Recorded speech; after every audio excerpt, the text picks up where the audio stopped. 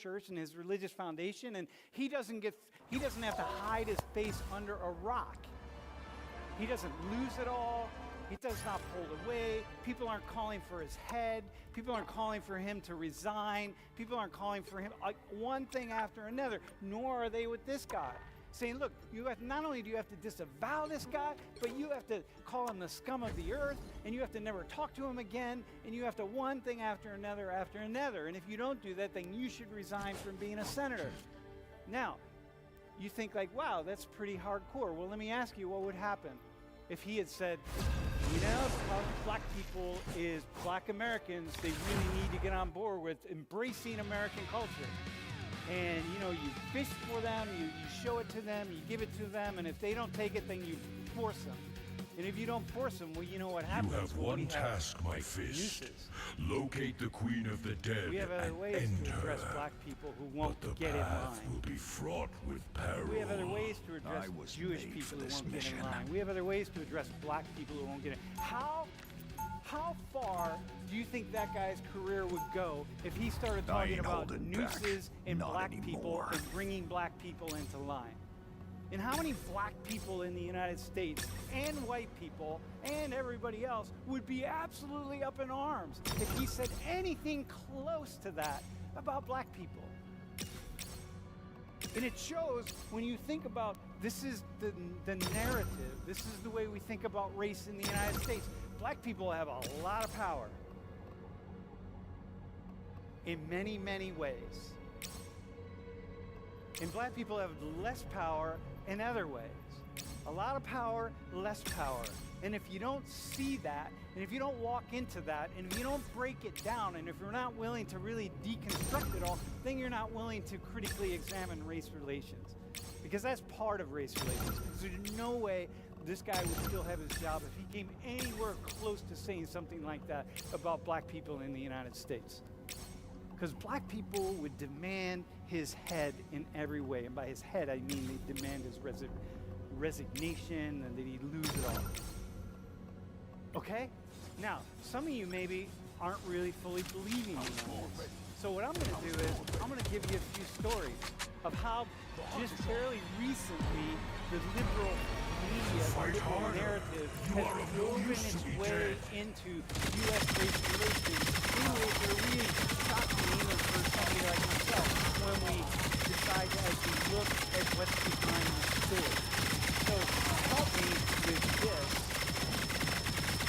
first piece. I need all the any two black people in class who would consider yourself maybe the most radical people in class. Just like hard, hang on, radical left. I need people who are pretty intransigent about racism. Really gonna be quick to call out racism, gonna be quick to say, listen man, I am intolerant of racism, I'm intolerant of all this stuff, that's racism. I just need, I need a couple people who are pretty hardcore about calling out racism. You see it. Full volunteer. Fought well, but the war is far from over. I can get one volunteer. It doesn't really matter.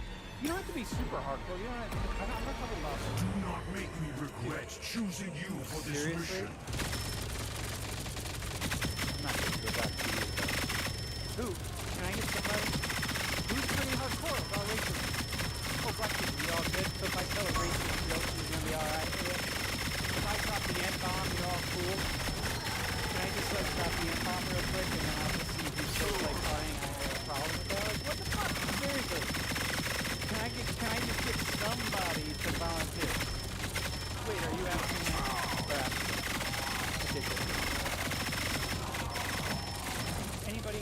Okay, you got one person. Anybody else want to come up for the pilot? Dude, whoever. All right, come on. Let's go.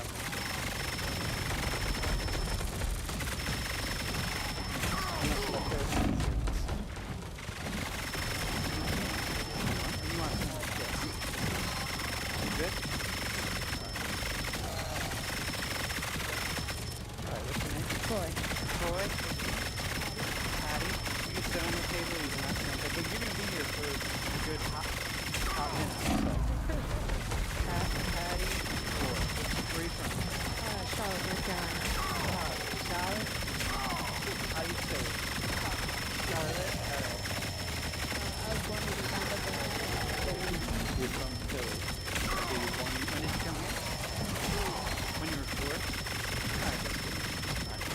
So, you consider yourself African American or African American Sometimes I think that Yeah, wearing the gun. It's heavy, so yeah. I have a question for you. Okay, so this is... Check this out. You know the story of this guy? yes. You know what happened? What happened? Alas, a champion has fallen. What do you know about I know I don't know the specific details, but I know that obviously what the headline says, that the founder used the N-word on a conference call. He dropped the N-bomb. Yeah. boycotted Papa John's. What's that? Everybody boycotted Papa John's. People boycotted Papa John's and the whole 9 yards. Okay, so we're going to talk about what happened. I'm going to give you the best. So I've investigated this as best as I can.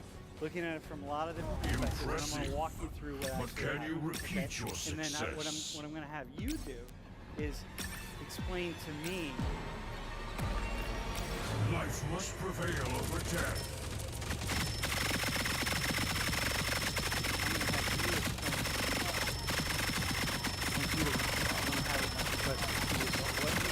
So what do you think about the president? He dropped the N-bomb and he was forced to resign. He's uncomfortable. Sounds about right. People had their justifications for using the N-word at certain times, but a conference call is just not at all. Okay. Inappropriate setting, probably just inappropriate for speaking. Okay. So here's the stuff with this guy. So he's a businessman, okay? I mean, he started Papa John's Pizza, and like he's a big guy, and he's $20,000 all over the U.S., all over the world, and there's a lot of money. There's a lot of money in pizza, I guess, but he makes a lot of money. And franchise, nobody makes a lot of money. So when the NFL players were taking leave in 20, it really reached the 2017 season. He's the year before that. Papa John's is the official pizza sponsor of the NFL.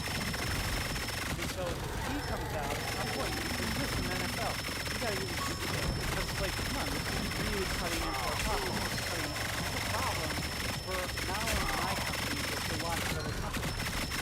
Now, my company, by him, it's not just him, he doesn't make all the money. It's our franchises and franchisees. So there are people who make a living off and send their children to college funds and so on and so forth and pay their mortgages and their hospital bills and pay for the hospital and their children that are sick from the profits they make from their franchises from Papa John's.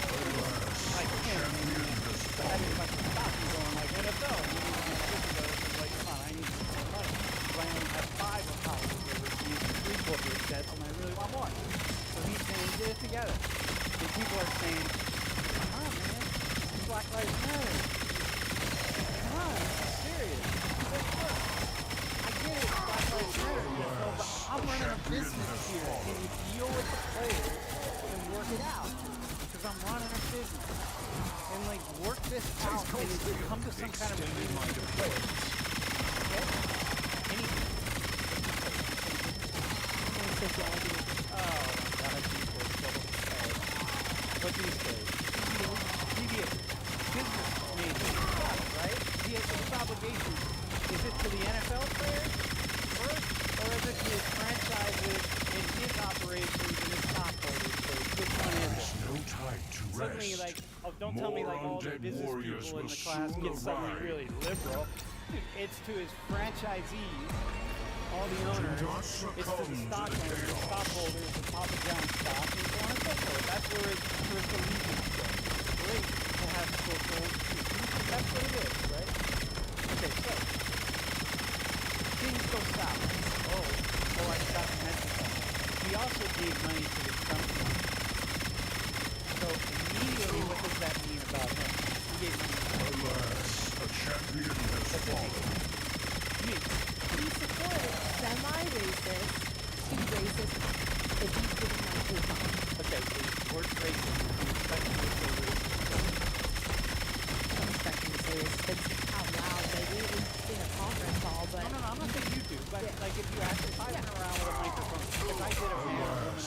champion Says, has hey, this guy fallen. gave money to the Trump campaign. It means he doesn't mind. The racism doesn't make him angry enough to not give money. Okay, He got it. tolerates it. Like he Back doesn't. for another tour. Okay. Okay. Ready? Okay. Perfect. Okay, we following here? So now let's take it to the next step. And again, I don't know. I wasn't in the conference call. All I know is I keep digging around for every little bit of information I get. And I'm going to give you to the best of my ability what actually happened here. Okay, so first off, he hires, the company hires this, because things go south, he steps down as the PR. But then they hire this PR called the launch service. Okay, and the launch service is New York City national PR. You know, they're trying to fix things. John Shatter. John Schnatter. S-C-H-N-A-T-E-R. You actually have an image called people who say you don't like black people. You're racist. Because you're supposed to know. Well, you're speaking to me. Why don't you just be quiet? So you gotta work on this image. That's what happens, right? You work on the image. So I have my own PR person. They don't like this. They don't do a very good job. It's actually my wife. She spends half the waking hours trying to keep me quiet. Okay, so here we go. So he's on the conference call with them, but and then in the conference call, it comes out and he drops A the champion has fallen. as you see here, drops the N-bomb. So a couple days later,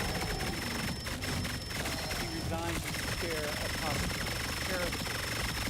And then look at this. Papa John's finally learned the lesson the media exercise was trying to teach. The media exercise was the PR that racism is bad for business. He's clearly a racist. He's clearly a racist. Okay? Which makes him really easy to get because he gave money to the Trump campaign. He didn't even say he voted for Trump. He gave money to the Trump campaign. This might be a little this part of it really I easy. fear this struggle So may let me be walk as you through eternal what as happened. I. So these guys are saying, listen, John, you got to get your image together. We're all in this big, it's a conference call, right? So you're just listening out. You got to get your image together. Like, what's up? He's like, look, I'm not understanding what the real issue is. And they're saying, and so he's like, yeah, I don't really understand what the issue is. And they're saying, well, we have an idea for you. Listen, what you're going to do is, how about if we hire Kanye West as a spokesperson? This would be good. Kanye, because it's Kanye, you know, whatever. And John says, Schneider says, nah, man, I'm not hiring Kanye West because he drops the N-bomb in his lyrics. And I don't support that. I'm not really into that. And they're like, well, what? Yeah, but he would be a good spokesperson for you. He'd be really good. I don't care. He's dropping the N-bomb in his lyrics. That's not the image I want for Papa John's Pizza. And he says, look, other people drop the N-bomb. So imagine, he's not talking to a room, he's talking to a microphone. Other people drop the N-bomb. Colonel Sanders regularly said N-bomb, okay? Regularly said N-bomb, and nobody cared. That was Colonel Sanders. He regularly said it, nobody cared. But I'm not dropping it. So he said the N-bomb, and he said the word. Colonel Sanders regularly used the word. Got it? Life must prevail over death. Ready?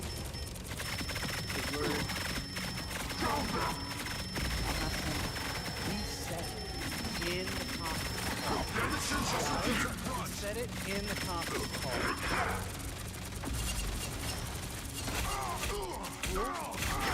And they're saying, well, I'm not really getting it. Like, this is a problem. I'm a little bit uncomfortable here. He's like, look, I get racist. Where I grew up in Indiana, when black people got out of line, we used to get the pickup trucks and go get black people. I get racist. I don't support racism. I don't support dropping the N-bomb. I don't support any of that. And I'm not for that. And I'm not going that way. Alas, a champion has fallen. Alas, a champion has fallen. Now it comes out. I feel A some kind of way champion about has it. fallen. Because if I had said in this classroom, so this guy in his conference call said, hey, Colonel Sanders used to say, and I said, I'd do the same thing he did. That would be the same thing that he did. Responding to something else in the context of a call that's really valuable and important. Look, probably the most well-known fast food giant titan anywhere in the world is Colonel Sanders. And he used to drop the N-bomb all the time. In the context of that conversation, using the word There's no time to rest. More undead warriors will soon that arrive. out of line. Just like, Why? would it... We were thinking the same thing. Why? Okay, if he was using the acronym the entire time before, why in that specific No, word? he didn't use the acronym. He just said it once. That was when he said it. Yeah, but He never why talked did he about just the... said Colonel Sanders said the N-word all the time? What is Because it? you understand that you're not supposed to say it. That's why you didn't just say Oh, it. no, to his no, classroom. no, hang So on. you use the N-word, so why would you feel like it was fucking Not make me regret that? choosing You could have you said for Colonel this Sanders mission. used the N-word all the time, and he never did blah, blah, blah. Why did he have to say Colonel Sanders says, Okay, so hang on. You ready? So you're telling me this guy right here, because he's quoting somebody else in the context that makes a lot of sense. Okay, so hang on. So you're telling me of all the things happening in the world related to black people and genocide and one thing after another, this guy, because he said one word in the context of quoting somebody else, should lose his entire... It's like, well, it makes sense. He loses his entire empire. He has to step down as CEO. well, we weren't talking about the entire context, so we're talking specifically about the owner, the franchise manager, or Papa John's, not talking about relating all of this to everything else. In that specific instance, it they felt like it was necessary. Why I don't understand.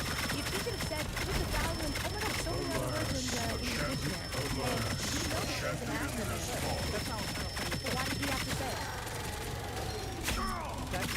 Impressive. Sean brought up at one But point, can why you do people repeat feel your like they want to success? say it so bad? Why does he want to say it so bad? Why wouldn't he just say the N-word? Being devil's advocate, though, I kind of think Do not succumb if to it the was in that chaos. context, then maybe it was a bit extreme for him to use the entire empire, but I still don't think he needed to necessarily say the full word in the context of the Okay, so let me ask you this.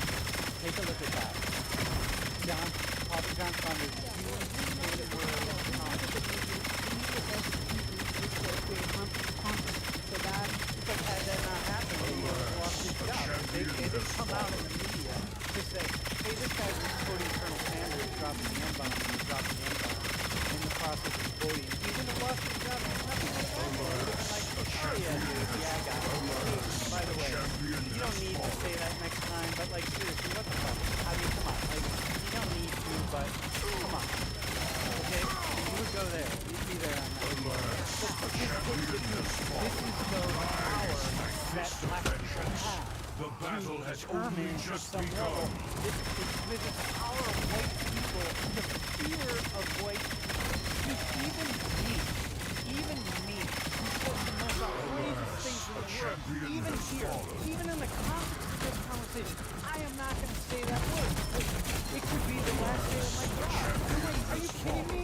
Of all the things that I say, of all the things I could say, of all the things that are happening in the effing world, me just dropping that single word will be enough to say, Senator, drop the N-bomb in class, fire that Senator. Like, this is where we're at. So this is the problem, right? This is the problem. This is the power that somehow has emerged around black people. What I think is that a lot of look, I remember the conversation we had, or the class we had on inequality, all the hidden inequality.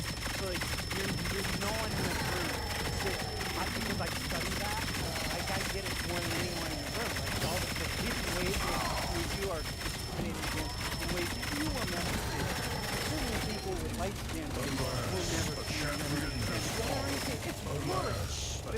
that matters.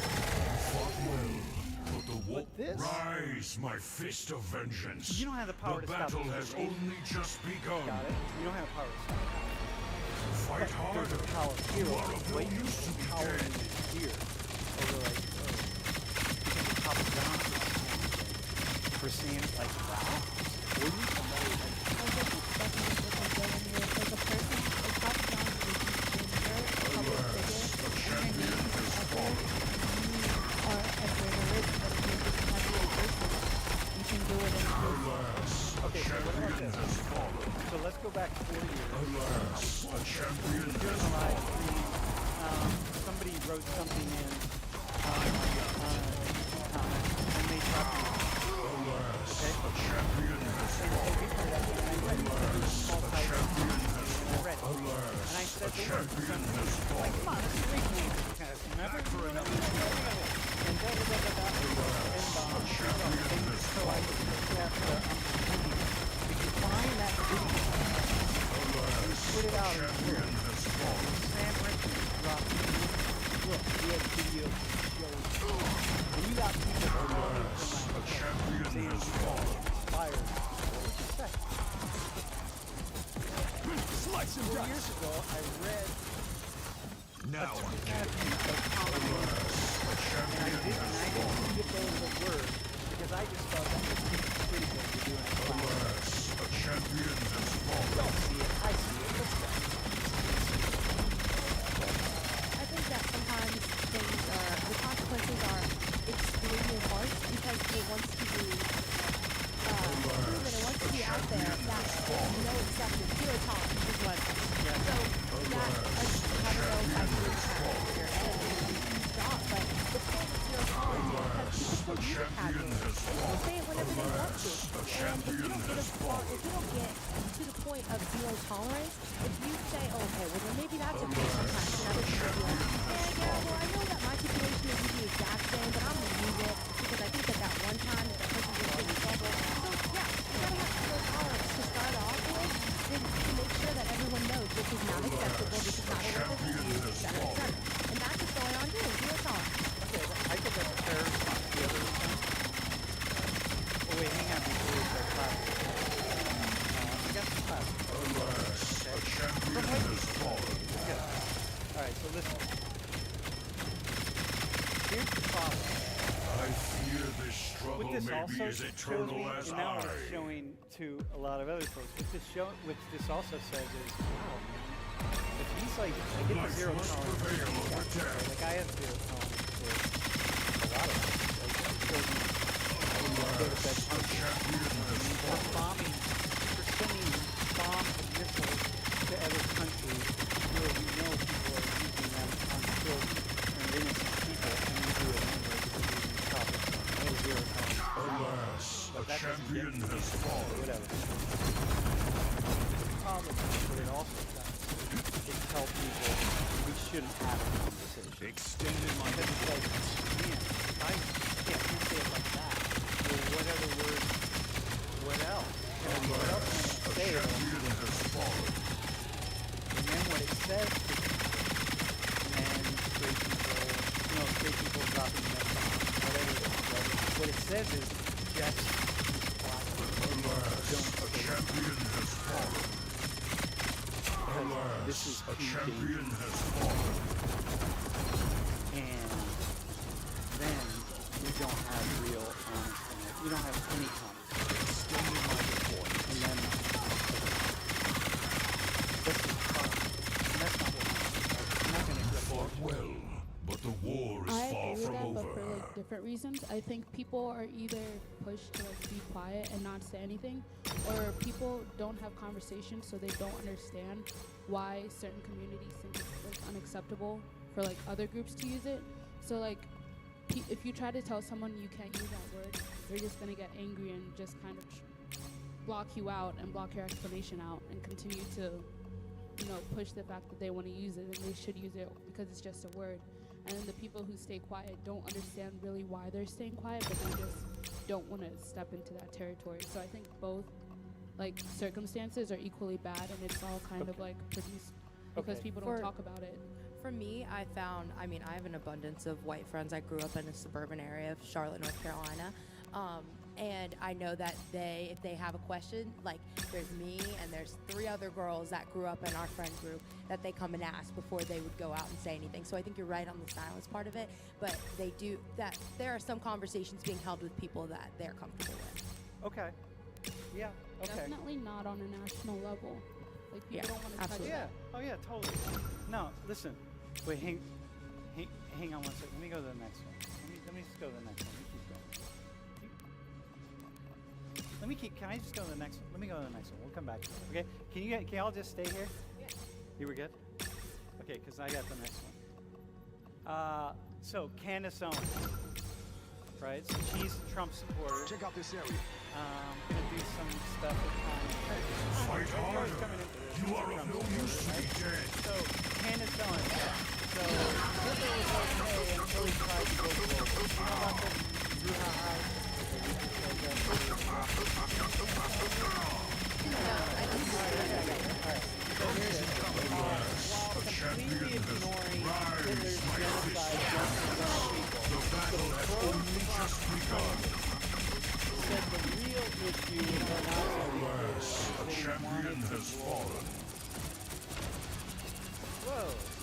I'm going to ignore the genocide that we all saw, right? We're going to ignore that. The real issue, and I'm Candace Owens. The real issue is not Germany, it's that, Hitler was fine when he was doing his own thing, but then he wanted to do it. Champion has fallen. So it's like, that's his problem. And actually nothing about the suicide. Look at the headline. What's that headline?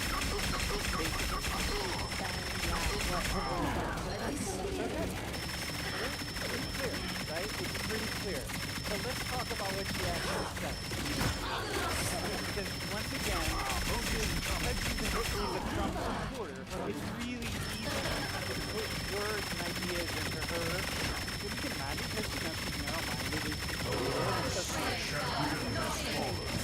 what we imagine. She's self-hating, black-hating, whatever. She's just like ignorant, stupid, whatever. She's supporting Trump.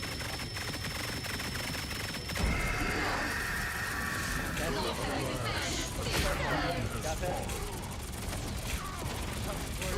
Okay, so here's the deal.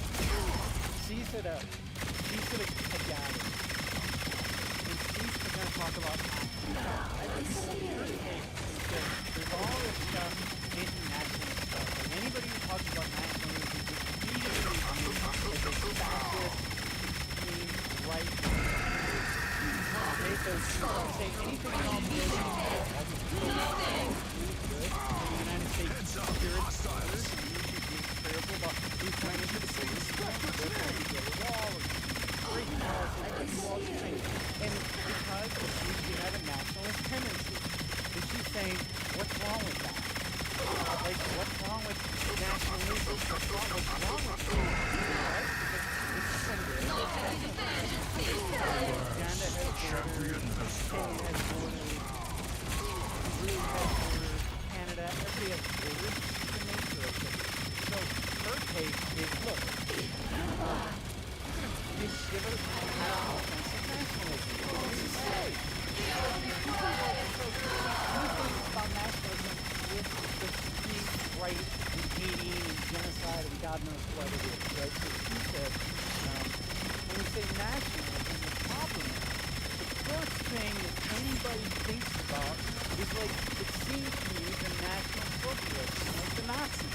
Because, the nature of it, nationalism, right? People immediately go to the extreme. So they go to like Hitler, oh my God, right? So when they think that, and she says, that's not the way I see it at all. And then she goes on to say these things that are really just sort of bizarre. She's actually quite smart, right? In what she says, well, I actually tried to get her into Skype into class at one point because I thought it would be really fun to talk to her. But she says, if Hitler, it'd be fun, right? Dude, if Hitler just wanted to make Germany great and have things run, okay, fine. Like, so think about the way you would say that, like how I say things all the time. Yeah, Hillary's just like wanting to make Germany great and run things there. It's like everyone's for everybody. That's fine, right? Yeah, I don't see it like that. Not like it's fine. These are slaughtering Jews. It's like that's not even on the table. We're talking about humanity. And then she goes on to say, the problem that people have is that he wanted to go beyond the and he wanted to take over the world. That's not nice. Then that's real power. And what she said then turns into this by the liberal in the liberal media. And then flash all over that liberal media is Candace Owens saying Hitler was so close until he tried to change the world. And if you accept that liberal narrative, and if you accept at some level, even deep down that, well, okay, that's how people Is this article saying detail about this conversation? No, I was going to say, did you read it? But it doesn't say. Okay, yeah. So you're saying that No clickbait time is to what you're rest. saying, right? That the More title is undead clickbait. warriors will soon clickbait. arrive. Yeah, and then the rest of the article, goes into stuff. Do not succumb what to the happens chaos. said is you gotta be like, wait, hang on. Clickbait happens on both sides.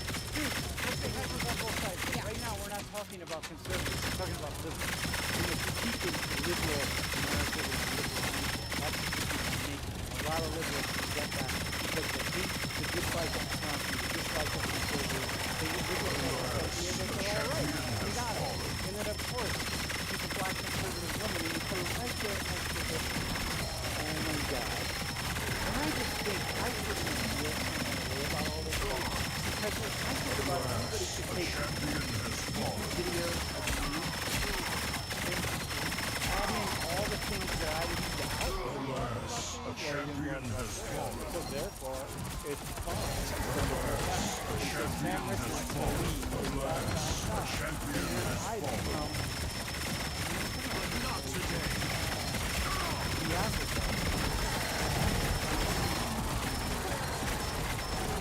Alas, a champion has fallen. Alas, a champion has fallen. Got it, right? It's cool. Right? It's all right.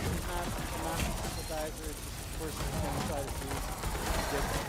They ain't seen Yeah. nothing yet. Not based off of this. Alas, a champion has fallen. I fear this struggle may be as It's just eternal as amazing that I. that could be all over the media. And then, you know, like, oh, I had this, people are tweeting. Fight Tell harder. Flint You are tweeted out alone, you something should be about her dead. being a Nazi sympathizer. And I'm like, are you serious? Are you serious? Alas, a Because champion now we're has going to go fallen. Please, but I'm sure y'all are like we said a minute ago, Alas, that a champion has fallen. this is even more fun. This is about me. Alas, a champion has rise. What My actually fist of happened? vengeance. Battle has I don't only just like just the begun. other guy. I don't know what actually happened, but what I want to this is a test of all the A liberals champion now, has fallen. all Alas, the a liberals to champion. imagine Rise, my another fist of narrative that vengeance. peace The says battle has is the narrative. alas, a Not champion just him, has a lot of fallen. other people, but this is the narrative that he says. By the way, just yesterday, it This came is out alas, a champion has fallen. So that's just like, so what's happening? Let me walk you through a few things about it. A champion And has I'm gonna, what I want you to do is, remember this? alas, a champion has fallen. So here's, first off, on the mall. So this guy is, he's on we're there for a right to life rally. Some of them are wearing Trump hats, some of them are not, but it's a right to life, which means, you know, dyslexia, sort of thing, enforcement, Catholic church has come out to part of Impressive. immediately But we can start you developing repeat your a success? narrative for who they are and what they believe in, right? These young kids, and they're not all white, but most of them. And not they succumb are going to to the leave at say like chaos. 5:30, and they go to the memorial, and we'll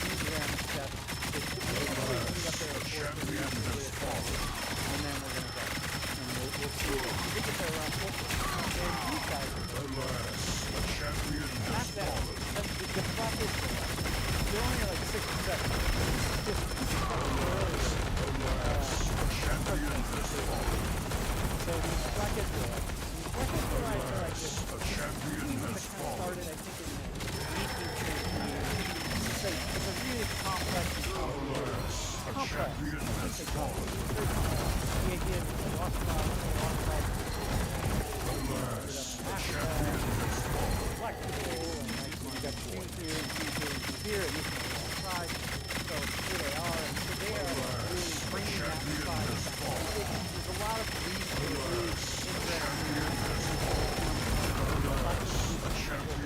get a really thick book, whether it's Quran, the Bible, Torah, Muhammad, whatever. You can pull some that they're picking up really interesting beliefs out of that book. Like, oh my God, where'd you get that? Okay, are we good? We're good? There is no time Right. to rest. All right. More So undead these guys are warriors there, will and soon they're doing their arrive. protest, and they're shouting some things, and the kids start to gather. And these guys start shouting things at the kids. And they're shouting all sorts of stuff, okay? And hang on. One thing, and this is recorded, it's documented, whatever, but so this guy, Nick Sandman, that's this kid right here. So he makes a statement, and he's like, yeah, man, and they're calling them racist, these guys. Again, only about 6 or 7 of them, so, right? Calling them white crackers, bigots. Can I drop the F-bomb?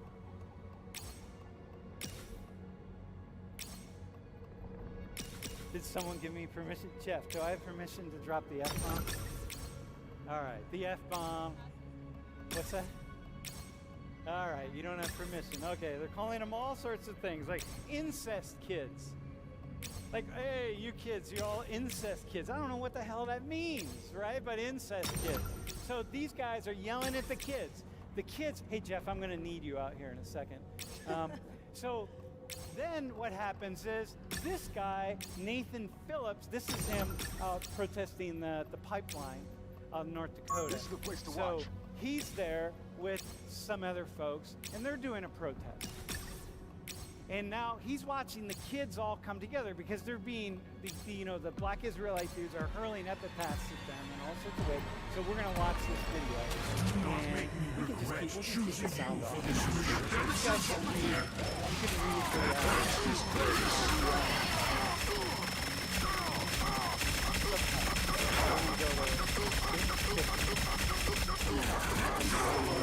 A champion has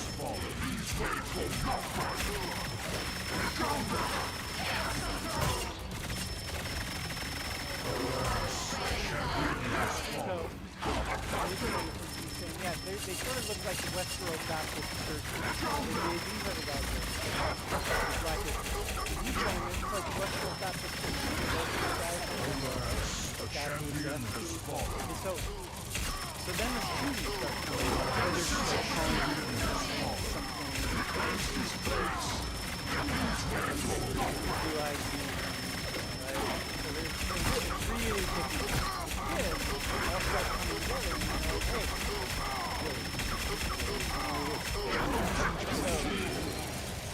so the kids say, listen, we're going to respond to this.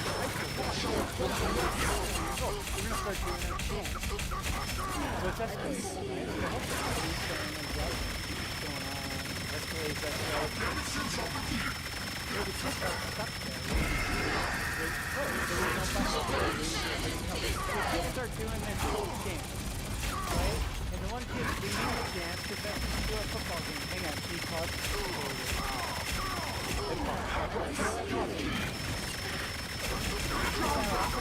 Like, for example, how many of you at football games and they take you to paint yourself, trying to take it into thoughts on 4 days of painting your body? Football game?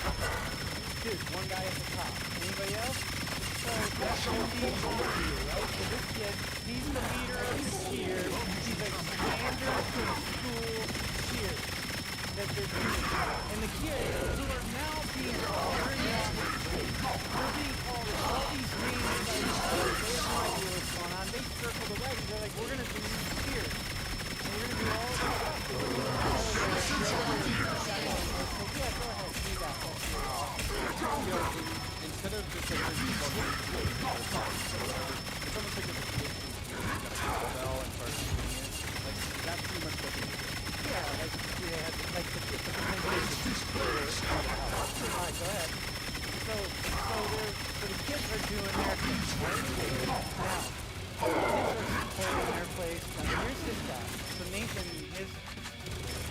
start coming over. They're gonna walk into the crowd of the kids. See the kids are doing their cheers. That's all good. Coming over.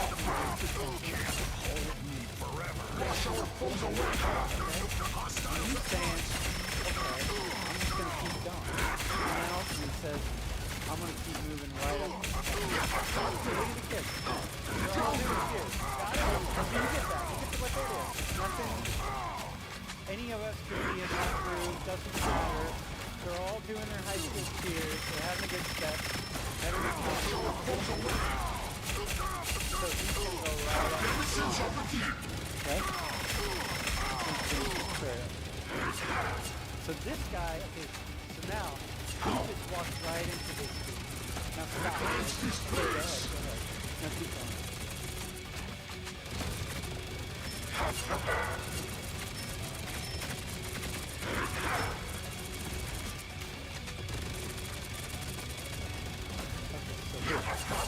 Stop. You can quit. Okay, so here's what the young man said. He said, we brought it to the fucking Catholic family. We follow the teachings of the Bible. Maybe. I have nothing against black people. They're yelling at the Bible.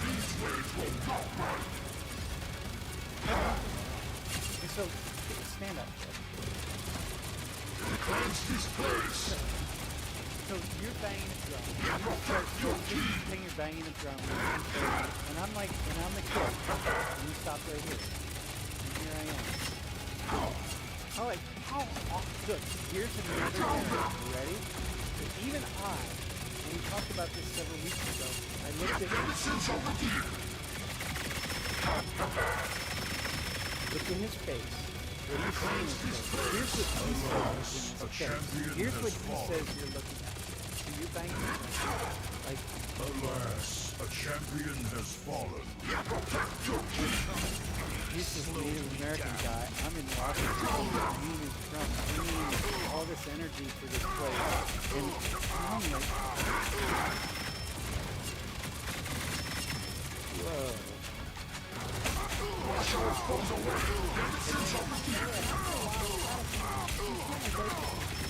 Yeah, but I don't know that. He came and stopped us.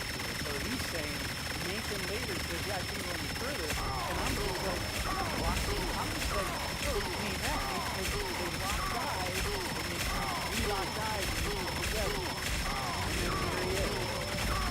So here's my question.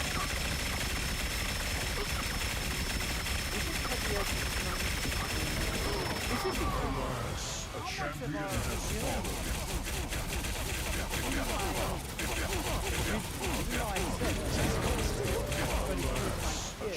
I feel some kind of way about him having from his perspective, and then I stood in his shoes as a 15-year-old, as me today.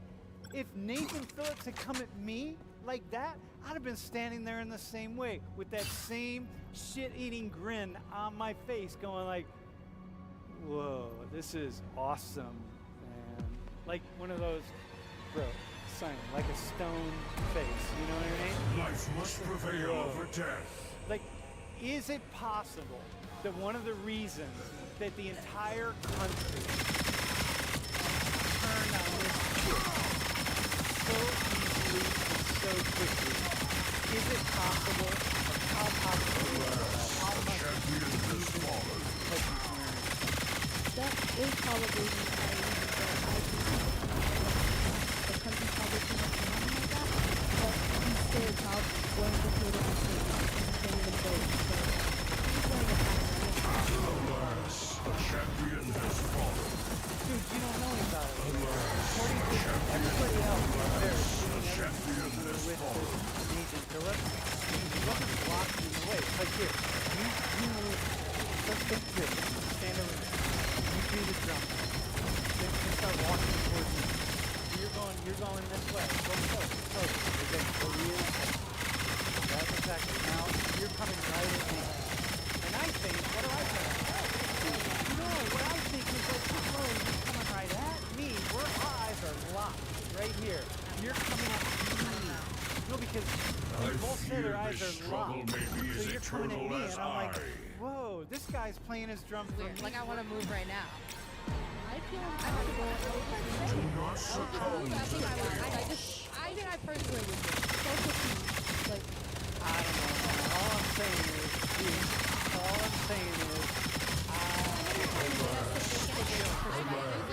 Champion has fallen. I also think with you saying locking eyes with, you know, a native person who's playing like drum and praying or whatever, you understand what that means. You can have a weird standing up there, he may have been trying to block him, he may have just looked at him. The thing that you're trying to get at, I think you might understand, is you went way too far in beating on him. well, here's the deal. Basic blocking understands that there's no blocking. It's not the only hit. It's like, it's this hook, look, right here. It's like, this dude right here is Nick Sanders, and the rest of you are Nick's group. So if you're saying, like, Nick should get out of the way, why? There's nowhere for Phillips to go.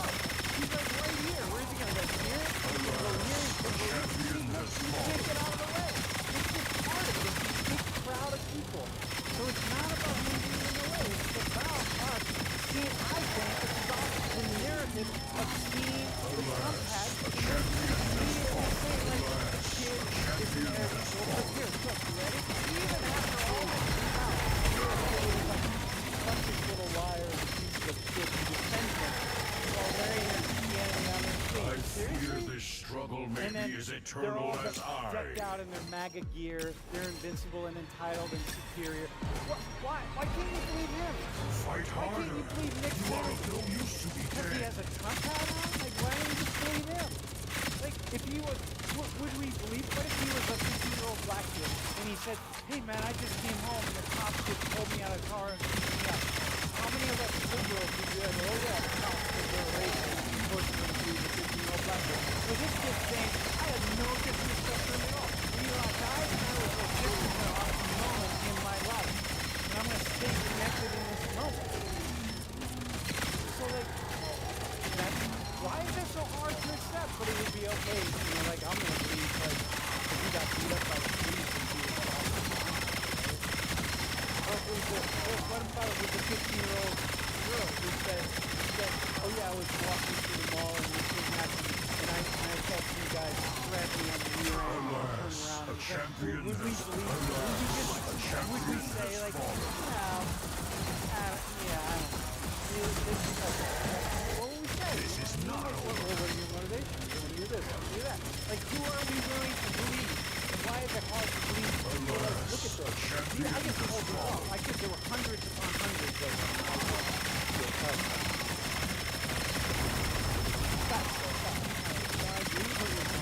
Hang on. So, I'm not saying this. My question is, why is it so hard here? Why is it so easy to take the liberal narrative and jump on it? Say it really fast.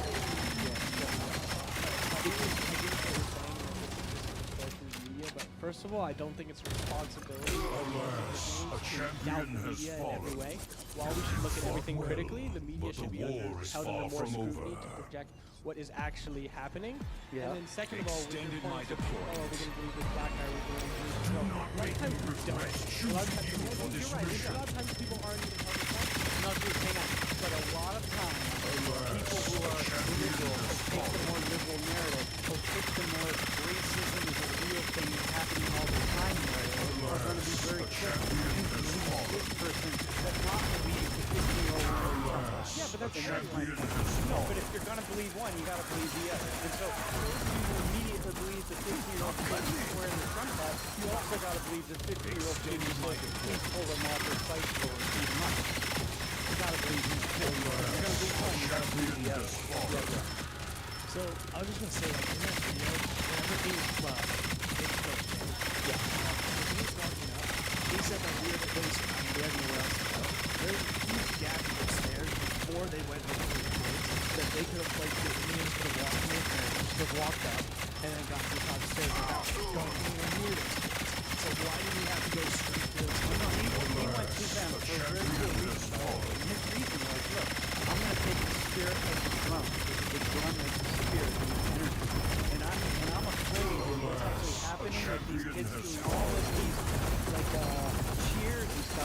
getting out of hand because the more they get cheers, because he didn't know that they were high school cheers, the more they're doing that, the more the Packers realize they're like upping the game there. And so Nathan Phillips is saying, I got to get into speed on this folks. I need to show this up. I'm going to go right for those kids. So he did that on purpose, which was cool. Okay, so then why is he being so offended now when someone's doing it as well? He wasn't a kid. So he wasn't particularly offended. Like he was later. Like he gave a couple different versions of the Impressive. story. But Phillips can did, you because repeat your he was trying to success? figure it also out, like what really happened and so on. And he's never really, yeah. So he's also trying to figure it out. Yeah. Yes, Pam. Yeah, but that's a good, cool. Thanks for asking that. Is it on? Oh, I find it hard to understand that he's trying to connect with Nathan Phillips when he's at a pro-life rally as a man, because he doesn't understand what it's like to go through pregnancy or abortion. Dude, hang on a second. So wait, so you're saying men can't be pro-life? I'm not saying, I just don't think they completely understand what it's like to be a Well, woman. we don't have to understand, but like I've never been here. Let me ask you this though. Let me just say this. I've never been, let's say, sexually molested, right? So let me just go right there. I've never been sexually abused. I can't really understand what it is, but I could be at a rally. I could be with someone and I could try to bond. Like, hey man, I can't go there, but I can like be there. It's like, you know, be careful when you go to that place. It's like, what he can. There are lots of things that he can connect with. You know what I mean? Sexual, you know, just violence against women. It's like he's not a woman, but he could connect to that. You know what I mean? You just got to be careful on that. Does that make sense? Are you there? Yeah. Are there any conservatives in here that have something that you want to say about the liberal? Damn, dog. Yeah, all right, go ahead. I mean, I'm not a conservative by any means, but I think something that's kind of not being Life overlooked must is the fact that prevail you're over saying like death. it's just because he has a Trump hat on, but that's a very large factor in the fact that he put that hat on, he chose to represent that was built on discriminating against people of color, and although he's young, he's a kid, like he chose to put that on, so he can say all he wants, like, oh, I don't have anything against people of color, his hat is saying complete opposite, although might not resonate with his ideal values, he still is saying, okay, well, something that is A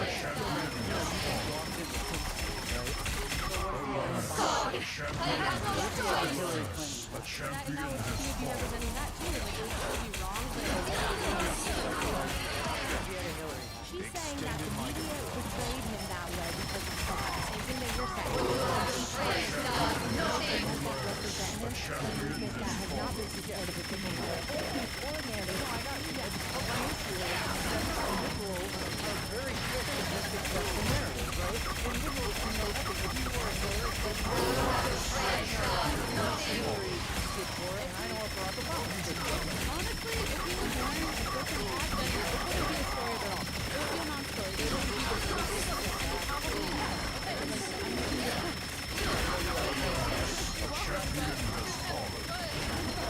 But the fact of the matter is that he wore that hat. Yeah, he did, but whatever, that doesn't matter at all.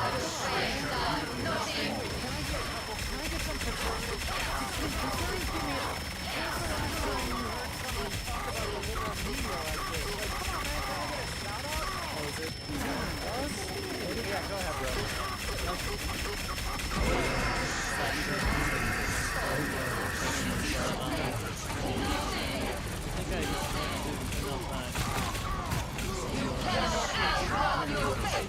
You've done something stupid.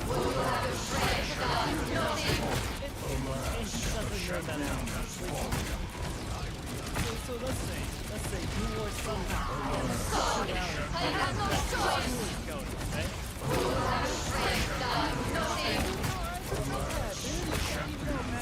Listen, hang on. Oh, yo, listen. Yo, my friends, you all follow us who are any idea of what Hillary Clinton stood for, or you want to just live in your own community? Because if you have any idea what Hillary Clinton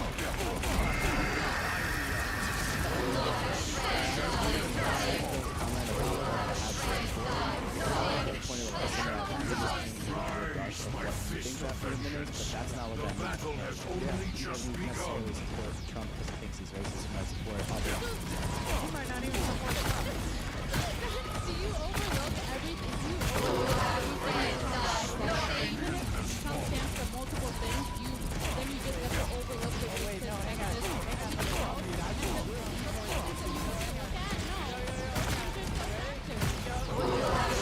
A champion has fallen. Y'all understand? Hang on. Wait, where are we at? Right in this camera. Y'all understand what this stands for? You ready? You want to know what this stands for? What do you think it is? It's pedophile state. No.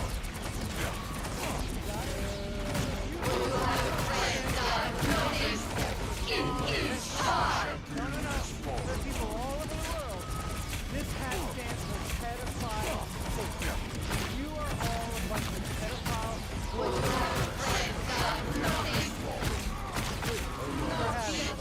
That hat that Trump has stands for a certain thing. For a lot of people, for millions upon millions of people, you're pedophile state. You are supporters of pedophilia. Oh no, that's not what we do. Oh, well, he's wearing Trump I just support a couple of cool things that I really like about him. So, I just support song. I support Penn State football. Or this, no, not football, but that's what you see what I mean, right? And be careful if you're going to set an exam, you're going to step in the opposition. Alright. What I was going to say was that that was snapshot in time. No matter what the plot is,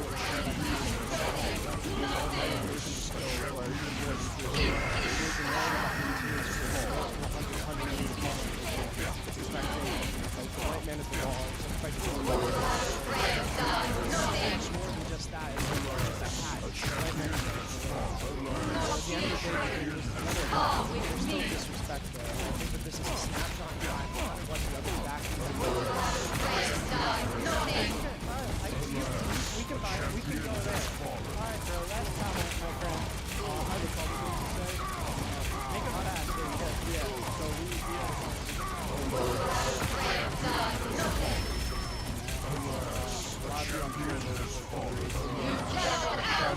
Spirit Bensack, Hillary, Obama, and Chuck Schumer all voted in favor of So why is it now that Donald Trump is widely considered racist, which I personally don't believe, is the racist thing that he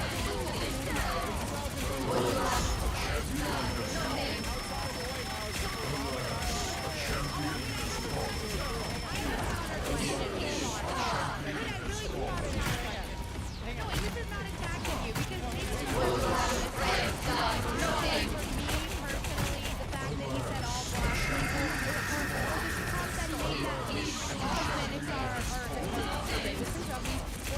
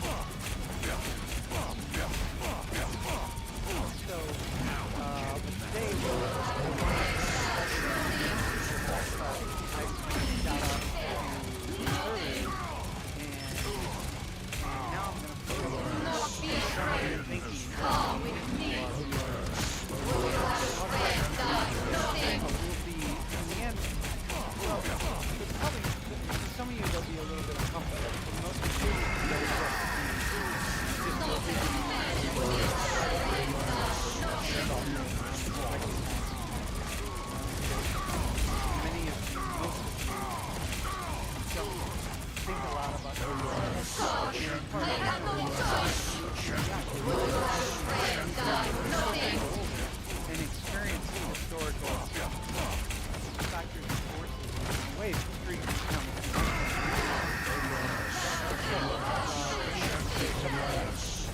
I want to talk about that today. A couple things are in the news. And if you're paying attention, you've heard Venezuela is in the news. And even if you're part of the news, you see a headline where you don't see something that you're saying about the dictatorship of the Maduro government in Venezuela. So many Americans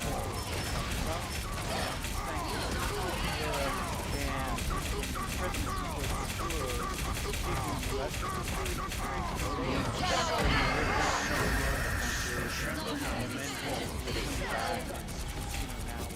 Trying to get the Venezuelan army against the government. And so this is a big issue. Pretty serious issue. So, and certainly it is Colombia. We're obviously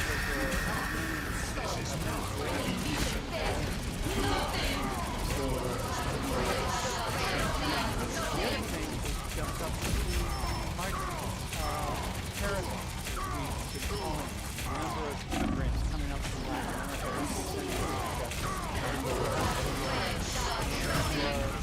really coming up from Central America, off from Mexico, and now trying to get into the United States.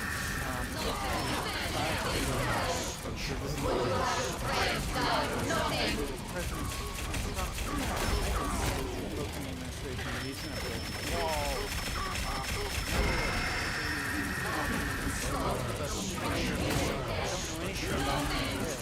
Why would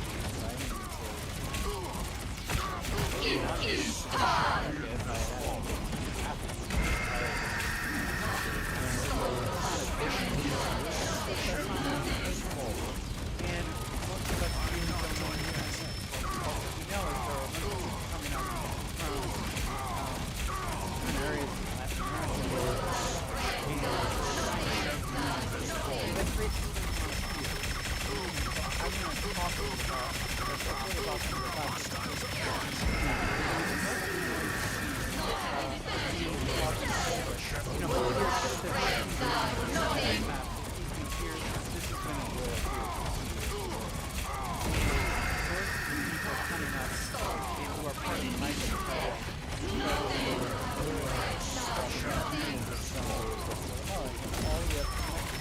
pretty serious. Walking, hiring trucks, buses, a lot of walking. And some folks coming to most of the people are from those two countries. So you have a sense of what that means. But for the moment, I just want to talk about, I've already talked about this, but I want to just do this more directly because I want you to understand when we talk about Hispanics and Latinos and so on, and who we're talking about. So I just need a few, maybe like 6 people who could volunteer. Are there any, who could come up? Who identifies as Hispanic or Latino? Who could come up? So one, where are you from? Oh, Venezuela. Okay, cool. Where are you from? Where are you from? Oh, you're Puerto Rican? Oh, you're from there? Okay, why don't you come? I'll take you. Who else? Who else? Who's, any Dominicans? Oh, wait. Oh, yeah. Okay, how about you? Wait, you're Dominican, right? All right. Dominican. You have one task, my fist. Okay, move in. Locate the Queen Who of else? the Dead. Any Brazilians? And Who's from her. Brazil? But the path Anybody from will be Brazil? fraught with peril. Nobody? Anybody half Brazilian? Who else? Who else is Latino? I just want to play off it a little bit. I need a few more volunteers. I ain't holding back. Not anymore. Anybody? Who's black? Who is Latino? Who's black? Who's dark-skinned Latino? Dude, are you dark-skinned? Are you Latino? No, you're not. All right. I know you're not because you do. Wait, are you dark-skinned? Are you Latino? Okay. How about you? Come on. Oh, perfect, man.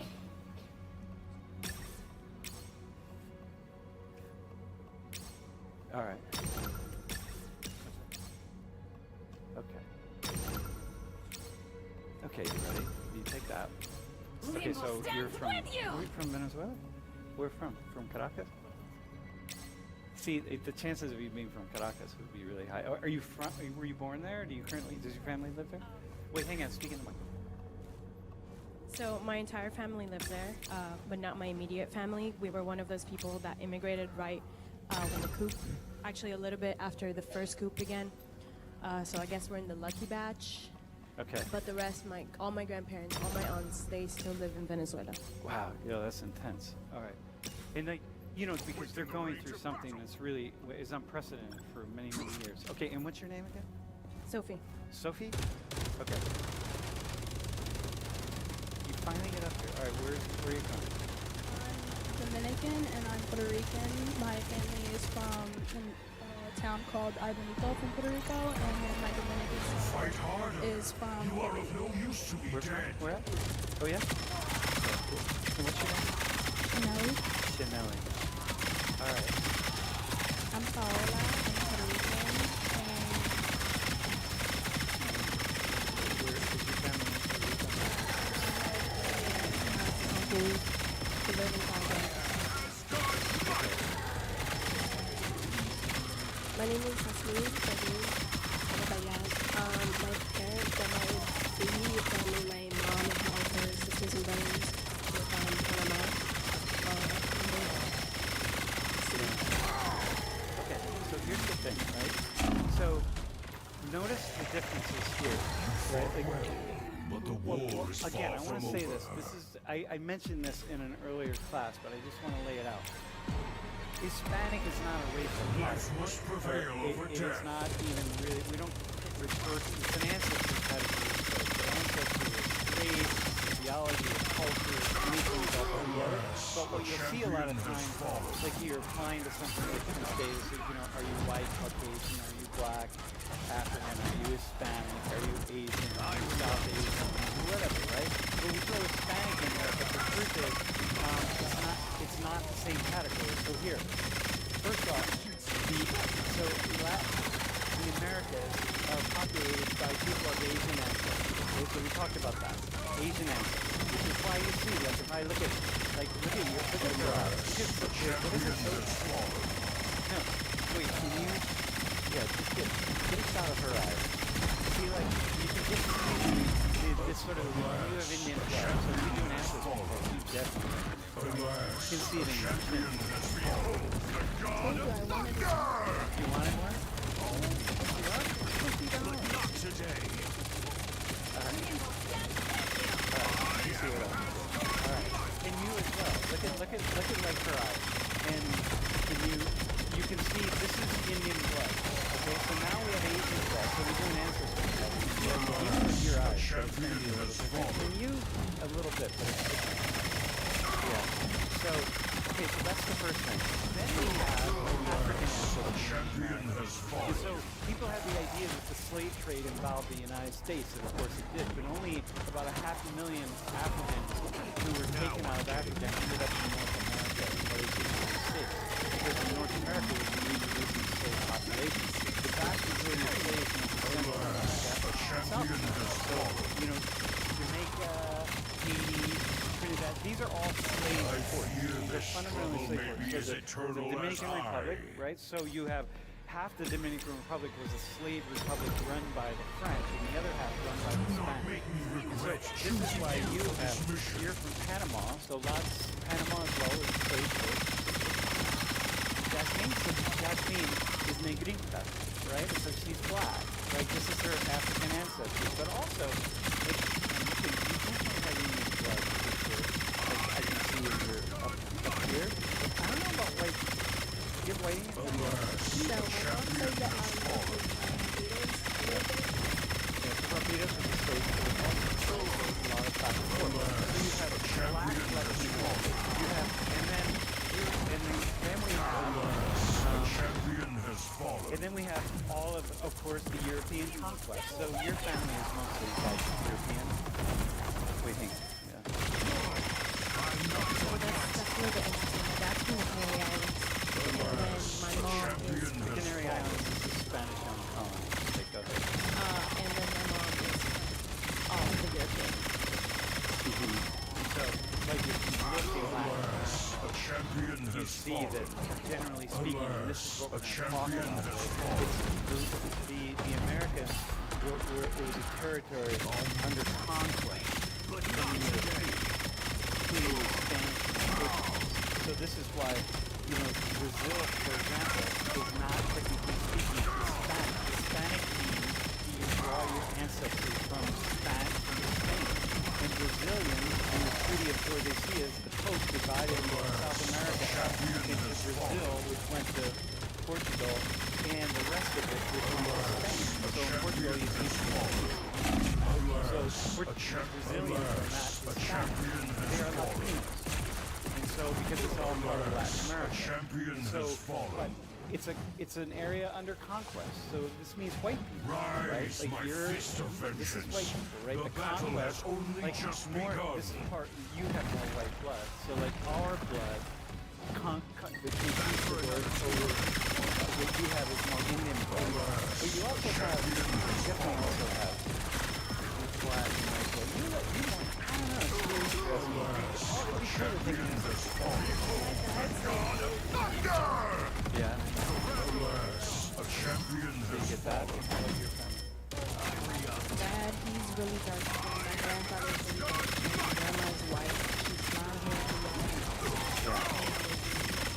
And then there's you. And you're in between, right? You have so you see like how if we try to identify a race group, if you think about Latinos or you think about Hispanics, you can't think about particular physiological characteristics, right? So because in you, got it?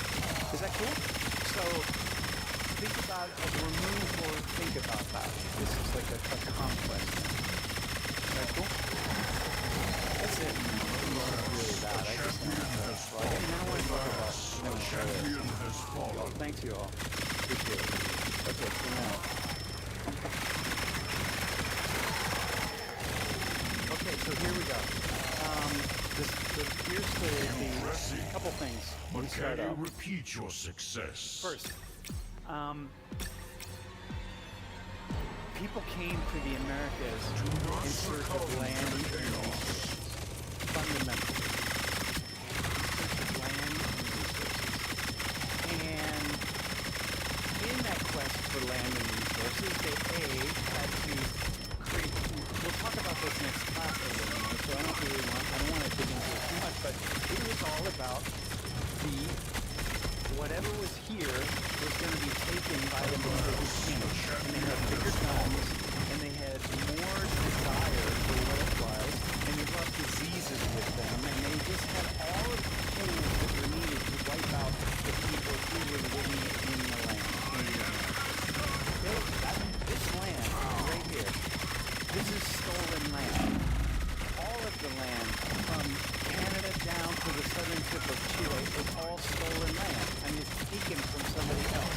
And you have to really understand the power of that story. And you can have the idea that, like, well, this is the story of life. Some people take, they win here, they lose there. People take, they fight wars, they give you what other people have.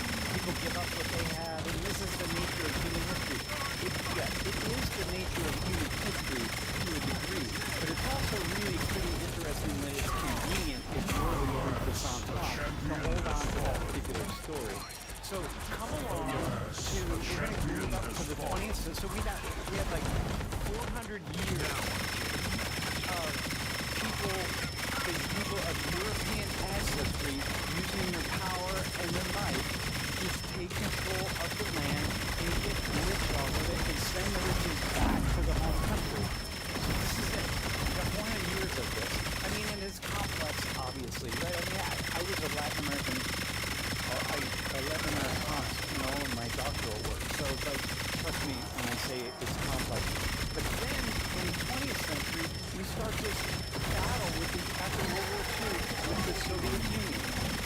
And the Union of the Soviet Socialist Republic is what that stands for. And here is Russia, the Soviet Union, right? The Soviet Union was not just Russia, which is one country here, but also all the other countries that came under their domain.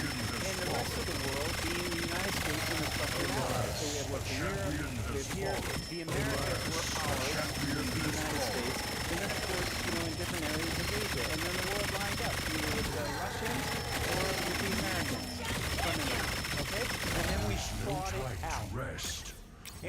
we Undead fought out warriors the will war soon in the Americas arrive. because that was our land, and this is really important. So here, oh God, I wish I could tell you. Hang on, I'm going to tell you the story in a way, okay? So when I was your age, in 1980, I was 20 years old. And this story hit the news. 4 church women were killed.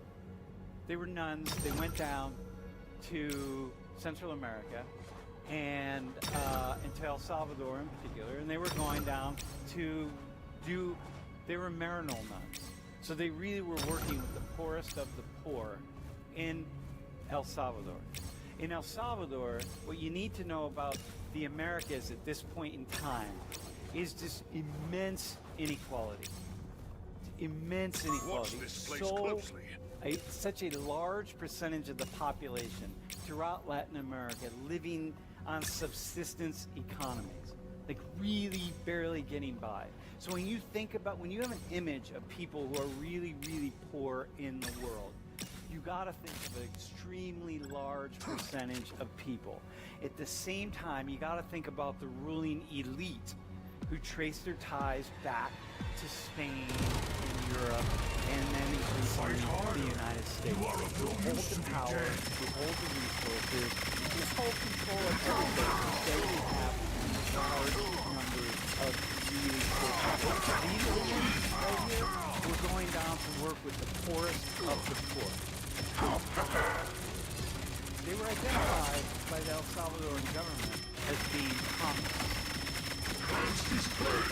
And they, thousands of churches that I later found out were being killed by their government. Priests, nuns, lay clergy, including people from the U.S. They were Americans. They were killed. But if you get no one then the bishop of El Salvador was killed right after he gave his statement. He closed the mass and said, please, as the leader of the church in El Salvador, I beg you, stop. Stop. So I'm going to tell you what some of that violence is. But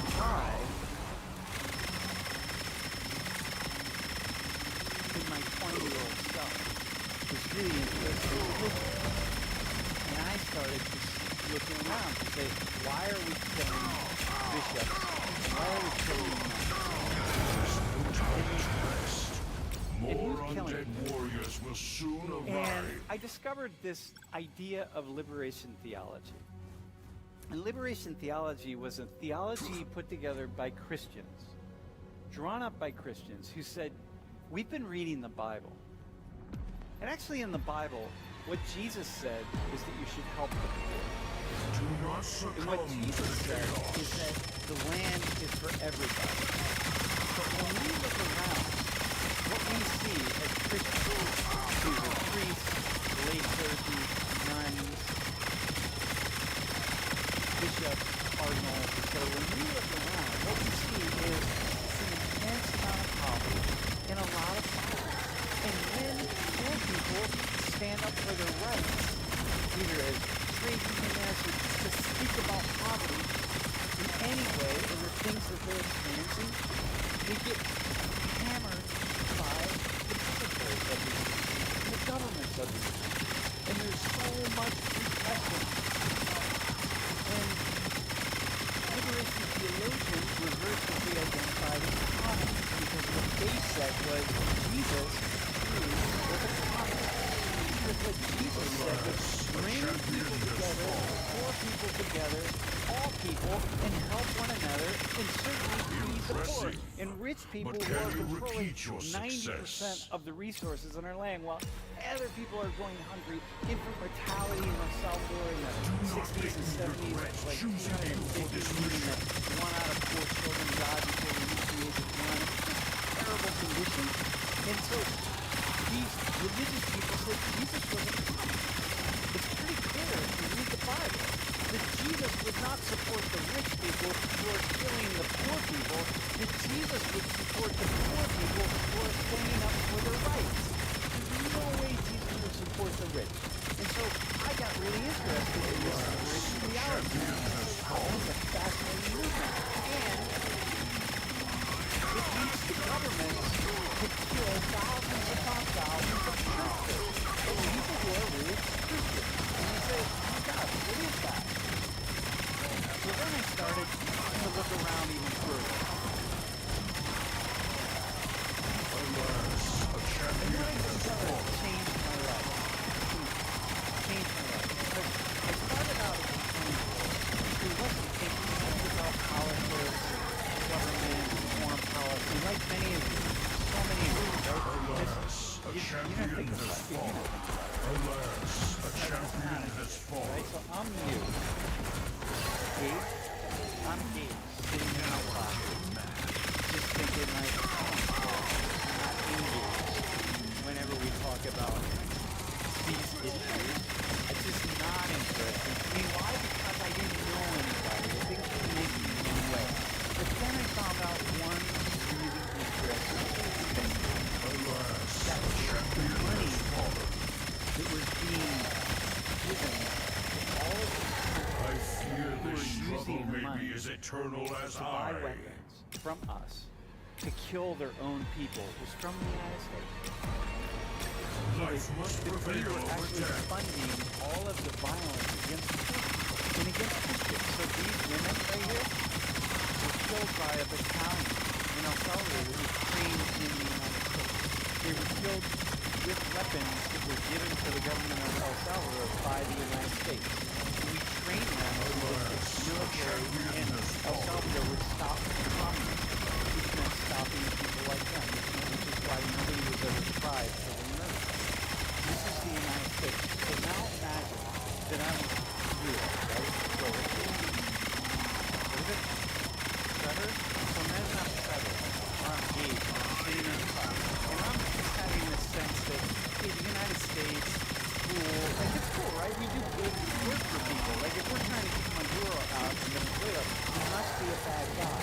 If we're calling him a dictator, then he must be a bad guy, right? If we're like against the Iranians or we're against whoever it is, we must be really bad. So imagine I'm just seeing that to be true. Imagine that day when I first discovered that maybe, actually, I'm seeing it's the opposite. The United States is paying for the weapons to kill innocent people. In my life, I can't do this. When I discovered, and the more I think, the more I discover it very much appears to be the case that the United States is behind all of this killing. And these countries do not know it. So I'm 20 years old, and I'm saying, But the the war world is that I far thought from was over. true is not true. And then what does that mean for me as a human being, right? Are you an American citizen? Fight So, harder. what's your name? You are of no use to Brooke? be dead. So, Brooke. So what's it mean? I'm you, and I'm asking myself, so, Brooke, paying, and I'm paying taxes Alas, a champion has to buy fallen. weapons that are being used to kill people like that. No one in the government is saying anything about it. What does that mean, right? So you actually got that question. So the people, I was at the Penn State wrestling match the other day, Sunday, because I was with someone had a free ticket. So I just ran over there. I'd never been to a wrestling match. And so I said, I'll spend half hour. Alas, a champion has fallen. Alas, a champion has fallen. And so I got to stand up because everyone stands up. So I got to stand up. I'm not done yet. Now I got to stand up knowing that they can't, Dave or Trevor or Brooke just stand up, right? Because it's like that's what you do, right? You can hand in your card and you just look at the clock. But I got to stand up and Alas, a champion has fallen. also behind that flag, all the good stuff is also all More the bad undead stuff. warriors will Like the soon murdering arrive. and killing of thousands upon thousands of innocent people. Which may mean nothing to you. Like if your father wasn't killed by the military in El Salvador, that doesn't really mean anything. But do you have a father? Do you like your father? Is he a nice guy? So imagine your father is pulled out of his house this weekend and killed, and his body ends up on the street. And you think, who the hell did that? And then you find out that actually it was the Canadians that did that. And they paid for that to happen. And there's nothing you can do about it. And we're beholden to the Canadians. And then that's just how life is. And then they're going to do it again. And if you speak out, they'll come after you. And one after another. And eventually you're going to feel some kind of way about the Canadians, right? And imagine that's happening all around you. And all your father was doing was trying to feed poor kids on the block. All he was doing was trying to feed poor kids. And they didn't like that. And so they took him out and they killed him. Okay? So now you got people all over Latin America with those stories.